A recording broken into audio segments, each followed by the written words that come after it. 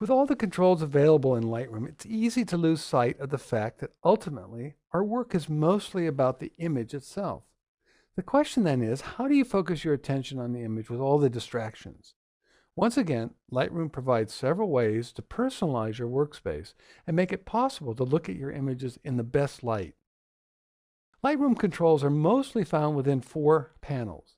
The top panel here, which is the module picker, the bottom panel, which is the film strip, and then we have a left panel and a right panel. Let's see how we can control the behavior of these panels on an individual and then global basis. So I'm going to start up here with the module picker. If I right-click on the module picker, the first thing you notice is I can control what shows up there in the module picker. Now let's say I'm not using the web module very much. I can deselect that. And now I've limited my choices. Furthermore, I can make the module picker go away by clicking on this triangle icon at the top. And now it's gone. Okay, now what if I want it to come back? I just simply click on the triangle again. I can control the behavior of the module picker even more so by right-clicking up by the triangle. And let's say I select Auto Hide and Show. Okay, now watch what happens. When I click on the triangle and I come back up, I click again and I go away, you can see now it's automatically coming back and going away as I move my cursor up to the top. Okay, now let's look at another behavior. I'm going to right click and I'll do auto hide this time. Okay, I'm going to hide it by moving my cursor away. So this time when I come up and hold my cursor over it, it's not revealed. I have to click on the triangle to reveal it.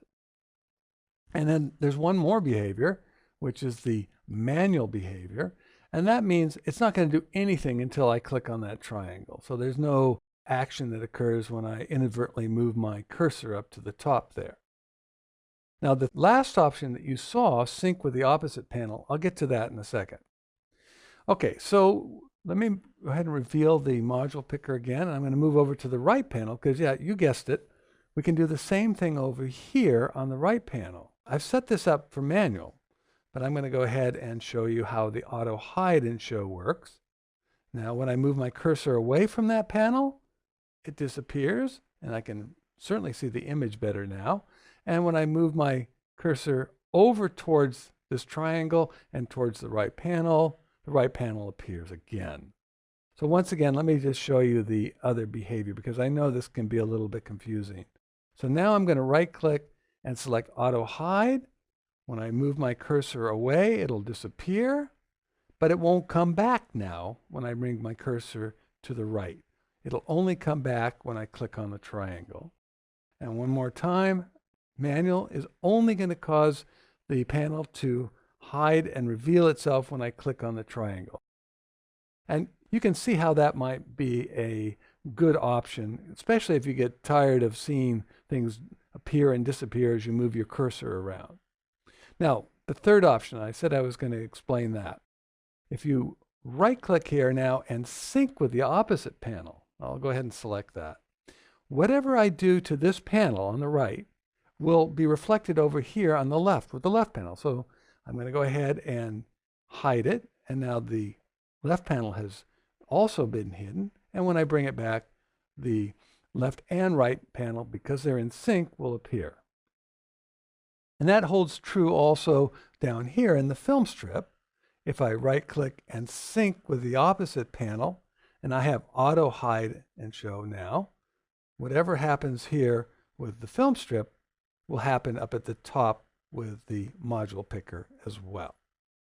All right, so I'm going to put this back to manual. I'm going to take sync off and put it back to manual because I get a little confused if I don't have this set right, and things kind of go on and off, and that, that can be distracting in of itself. So let's make sure I've got these set to manual. And I'm going to turn off the sync part there, and we have that set to manual. Okay, so I'm back in control here. I feel a little better now. So one other thing I want to show you in terms of these panels, the keyboard command Tab will automatically hide and reveal the left and right panels. Now, this is a really simple thing to remember. Tab key, left and right panels will be hidden or revealed. We don't have to get into all these fancy right click and remember what the different commands do. Just remember Tab will get rid of your left and right panels. Now, if you add the Shift to that, Shift Tab, you can see it gets rid of all 4 panels. The only thing remaining now down here is the toolbar, and if I want, by hitting the T key, I can get rid of that as well. Okay, so now that I have the image so beautifully displayed, this is actually a good time to show you one more really cool Lightroom feature, and that's the Lights Out feature. I'm going to hit the L key, and you're going to see what happens. We're going to go into what's called the dim phase, and if I had the panels showing, let me go ahead and hit the Tab key now so you can see the left and right panels. When you select L for the first time, we're in dim mode. You can see a vague outline of the left and right panels and everything in the background. If I hit the L key one more time, we go completely to black. And then hit the L key one more time, and we're back to our normal view. So I'm going to go ahead and go Shift Tab and bring back all 4 panels. All right, so the next thing I want to show you has to do with the panel on the left and the panel on the right. You can see that we have 4 categories here in the left panel. I'm going to use all of them, but let's say I'm not going to use the published services, and I don't want that to be cluttering up my work area. If I right-click there next to published services, I can actually remove that. Now it's gone.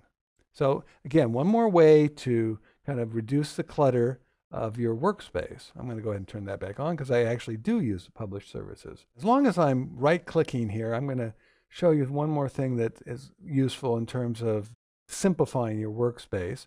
I'm going to right-click again, and you can see that I have this in solo mode. Now what that means is when I open up one of these panes, like I'm going to do right there, only one will open at a time. So now when I go under collections, you see published services collapsed. And the same thing will happen here under folders. Now the collections collapsed. This is a way of simplifying the workspace further. And the same behavior occurs over here in the right panel. I can go to the solo mode or not. And I can also deselect or select various panes that occur there. Now finally, I want to show you your various options when it comes to screen modes. Now screen modes are found here under Window, Screen Mode. And here are your options: Normal, Full Screen with Menu Bar, Full Screen Hide Panels, and Next Screen Mode. Now I'm going to stop right here with the Next Screen Mode because I find this the most useful way of demonstrating the different screen modes. You see this? The F key. Let's go back to Screen Mode. Next Screen Mode, F. That's an important keyboard command. Let's go ahead now and get out of the menu bar. I'm going to start by selecting the F key. So you see we've lost our menu bar and the title bar. So it's now the full screen mode. If I hit the F one more time, we've got the title bar, which is this part here, and the menu bar. Hit it one more time. So now we've lost the title bar, and we have the menu bar and the rest of the work area. So I can just keep going through the F key. We're back to the full screen mode. Now we're into the normal view, or the view that has the menu bar, the title bar, and the rest of the screen. Now, I want to show you something that's actually pretty important about this particular view. You look down here on the lower right. See this? This is an indication that I can resize this window. Okay, I can change the size of the Lightroom window with that. If I go back now to the full screen mode, I'm going to lose that option. In fact, I lose that option with the other modes as well.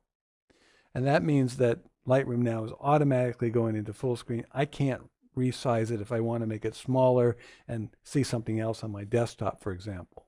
Okay, and one more keyboard command. Sorry to give you too many keyboard commands here, but this is another useful one along with the F key. This is the Command or Control if you're on Windows, Shift F. And that brings you right into the mode where you have nothing showing but your image, and you use that in conjunction with your lights dim and lights out, and you really, really can see your image in its full glory. So let me go back, bring on the lights, Command or Control Shift F, come back to where we started from. As you can see, there are many options for putting the focus back on the image. No one person will use all these methods I've shown here.